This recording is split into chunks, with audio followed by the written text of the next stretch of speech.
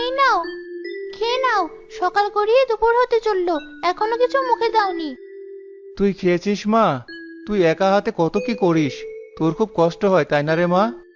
বাবা, তুমি চিন্তা করো না তো, আমার একটুও কষ্ট হয় না। আচ্ছা, আমাদের জমিতে এবার তো খুব ভালো আখ হয়েছে, তাই না? হ্যাঁ মা, খুব ভালো আখ হয়েছে। সৃষ্টিকর্তার ইচ্ছায় প্রত্যেকটা আখ কি মোটা লম্বা হয়েছে, রসও হয়েছে খুব মিষ্টি। এবার আখগুলোর ভালো দাম পাওয়া যাবে। এবার আখগুলো বিক্রি করে আমাদের ঘরের চালটা সারিয়ে নিও। বর্ষাকালে চালের ফুটো দিয়ে পানি পড়ে, রাতে ঘুমাতেও পারো না ঠিক মতো। হ্যাঁ মা, ঠিকই বলেছিস। সবার আগে ঘরের চালটাই সারাবো। তোকে একটা নতুন জামাও কিনে দিব। তোর এই জামাটা একদম ছিঁড়ে গেছে। আর কিছু টাকা জমিয়ে রাখবো তোর বিয়ের জন্য।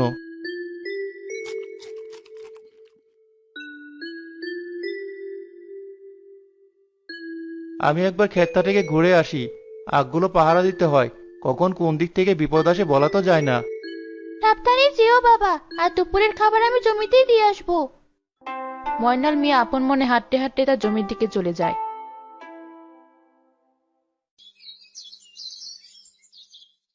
কে খাবার ময়নাল?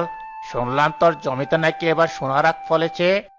মোড়ল সাহেব, জি, সৃষ্টিকর্তার ইচ্ছা এবার ফসল অনেক ভালোই হয়েছে।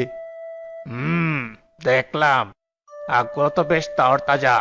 তা এই আখ নিয়ে কি করার চিন্তা করছিস? বাজারে বিক্রি করবি? জি মোড়ল সাহেব, শহরে নিয়ে বিক্রি করার ইচ্ছা আছে। ভালো দাম পাওয়া যাবে আশা করি।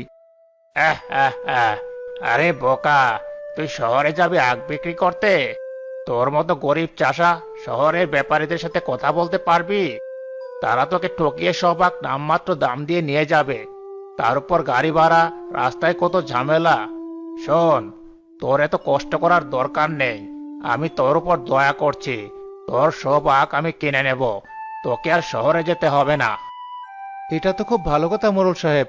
আপনি কত করে দাম দিবেন? আমি তোকে একেবারে ভালো দামই দেব। পুরো ক্ষেতের জন্য আমি তোকে 10,000 টাকা দেব। মোড়ল সাহেব, এটা আপনি কি বলছেন? এই আখের পিছনে আমার সব শ্রম, সব স্বপ্ন জড়িয়ে আছে। বাজারে এর দাম অনেক বেশি। 10,000 টাকায় তো আমার খরচের টাকাও উঠবে না। বেশি কথা বলিস না ময়নাল। আমি যা বলেছি তাই চূড়ান্ত। আমি তোকে 10,000 টাকাই দেব। এর বেশি এক পয়সাও পাবি না। ভেবে দেখ, এই টাকাটা তুই ঘরে বসে পাচ্ছিস, কোনো ঝামেলা নেই।